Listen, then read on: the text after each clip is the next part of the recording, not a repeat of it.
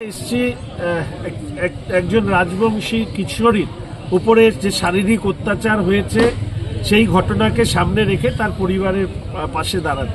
গতকাল দুর্গাপুরের ঘটনা শুনেছেন, কলকাতায় একটি সক্ষম বালিকার উপরে অত্যাচারের কথা শুনেছেন।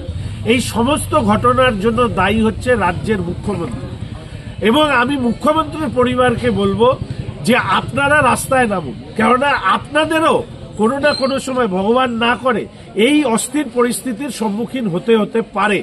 ফলে যে মুখ্যমন্ত্রী এই ধরনের ঘটনা ঘটলেই সাজানো ঘটনা, ছোট্ট ঘটনা, প্রেমের ঘটনা, অমুকে অমুক পার্টি করে এবং দোষীদেরকে কিভাবে আড়াল করা যায়, দীপকদা বলবার সময় বলেছে যে কামদুনি কাণ্ডে যারা দোষীরা শাস্তি মানে ফাঁসি সর্বোচ্চ শাস্তির থেকে বাঁচানোর জন্য যে ঘৃণ্য পরিকল্পনা তৃণমূল কংগ্রেস করেছে, আপনারা কামদুনির ঘটনা যারা এখনো মনে রেখেছেন, যেভাবে চিড়ে ফেলা হয়েছিল বেটিকে, তারপরে তারা ফাঁসি হয়নি। ফলে স্বাভাবিকভাবে এই রাজ্যে অপরাধীদেরকে আড়াল করবার জন্য সব থেকে বেশি সচেষ্ট হচ্ছে রাজ্যের সরকার এবং রাজ্যের মুখ্যমন্ত্রী। ফলে তাদের প্রতি তীব্র ঘৃণা ব্যক্ত করছি এবং রাজ্যের সমস্ত মহিলাকে রাজনৈতিক পতাকার ঊর্ধ্বে উঠে নিজেদের সুরক্ষার স্বার্থে রাস্তায় নামার অনুরোধ করছি।